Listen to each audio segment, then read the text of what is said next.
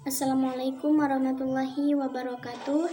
Di sini saya akan menjelaskan tentang hakikat dan karakteristik ilmu pengetahuan sosial, sejarah perkembangan ilmu pengetahuan sosial, dan ruang lingkup dan cakupan ilmu pengetahuan sosial.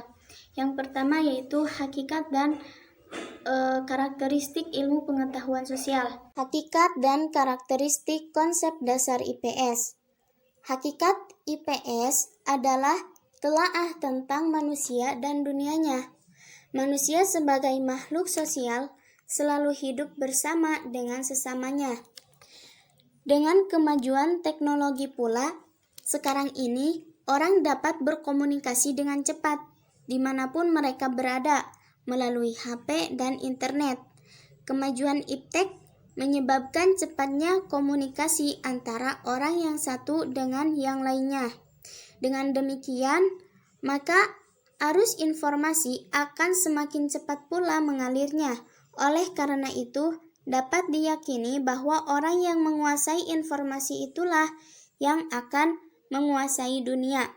Kita mungkin telah mengenal beberapa istilah dalam bidang pengetahuan, di antaranya ilmu sosial, ilmu pengetahuan sosial, dan studi sosial.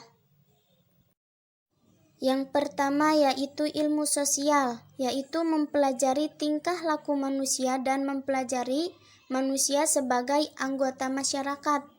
Adapun menurut Nursid Sumadja, menyatakan ilmu sosial adalah cabang ilmu pengetahuan yang mempelajari tingkah laku manusia baik secara perseorangan maupun tingkah laku kelompok.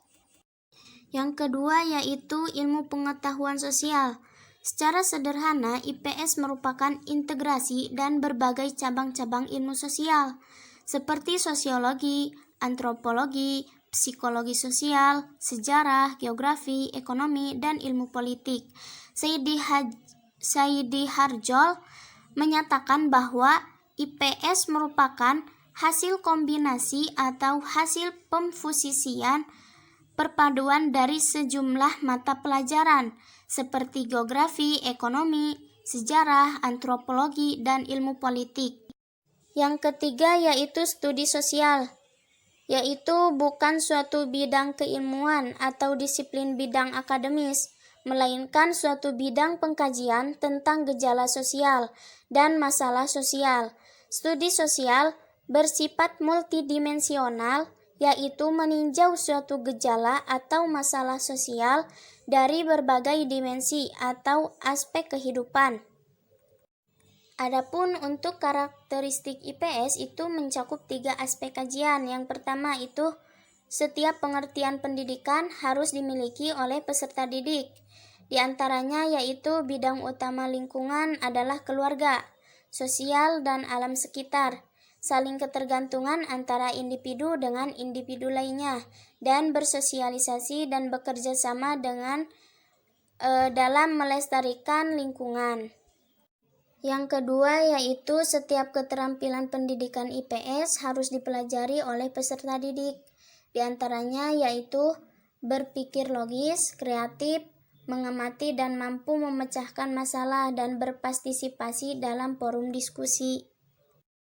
Yang ketiga yaitu setiap sikap moral pendidikan IPS harus dipelajari lagi oleh peserta didik. Di antaranya menghargai hak asasi manusia orang lain, bertanggung jawab, bekerja sama, dan selalu optimis, jangan pesimis. Sejarah perkembangan IPS. Bidang studi IPS yang masuk ke Indonesia adalah berasal dari Amerika Serikat, yang di negara asalnya disebut Social Studies.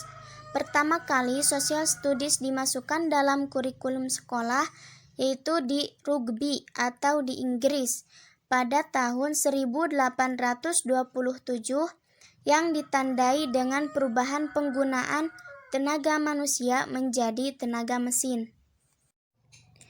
Perkembangan ini bisa kita lihat dari berbagai akademis yang dimiliki Amerika Serikat, yaitu Seminar Nasional Council for the Social Studies atau NCSS, Organisasi ini ada sejak tahun 1935 sampai sekarang.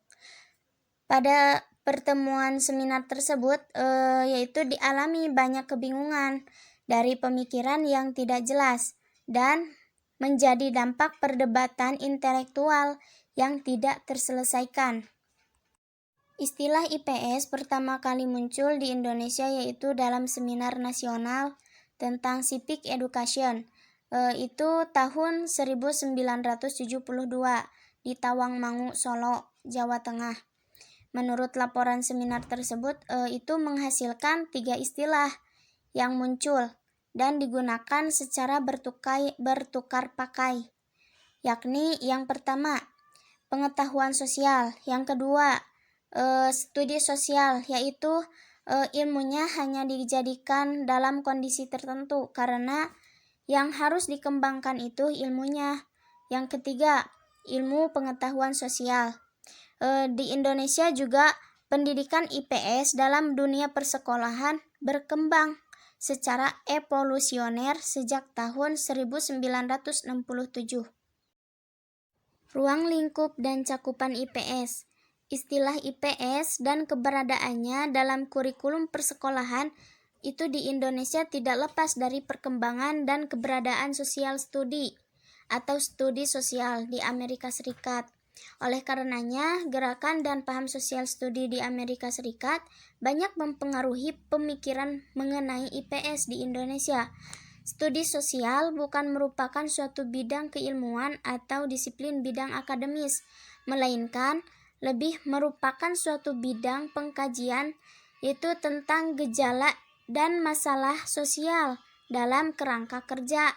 Pengkajian studi sosial menggunakan bidang-bidang keilmuan yang termasuk bidang-bidang ilmu sosial. Pendekatan yang digunakan studi sosial sangat berbeda dengan pendekatan yang biasa digunakan dalam ilmu sosial. Pendekatan studi sosial bersifat interdisipliner dengan menggunakan berbagai bidang keilmuan. Sedangkan pendekatan yang digunakan dalam ilmu sosial bersifat disipliner dari bidang ilmunya masing-masing. Demikian pula pada tingkat dan taraf yang lebih rendah pada pendekatan sosial lebih bersifat multidimensional, yaitu meninjau satu gejala atau masalah sosial dari berbagai dimensi atau aspek kehidupan. Konsep-konsep dasar ini merupakan cakupan dan ruang lingkup pengembangan materi pembelajaran IPS. Oleh karena itu, dapat dikatakan bahwa ilmu-ilmu sosial merupakan salah satu sumber dari pengembangan materi pembelajaran IPS bagi kepentingan pendidikan di sekolah maupun perguruan tinggi, di samping bidang-bidang teknologi, komunikasi, transportasi, dan lainnya. Demikian materi yang telah saya sampaikan. Mohon maaf atas segala kekurangannya. Wallahul muwaffiq ila aqwamit thoriq. Wassalamualaikum warahmatullahi wabarakatuh.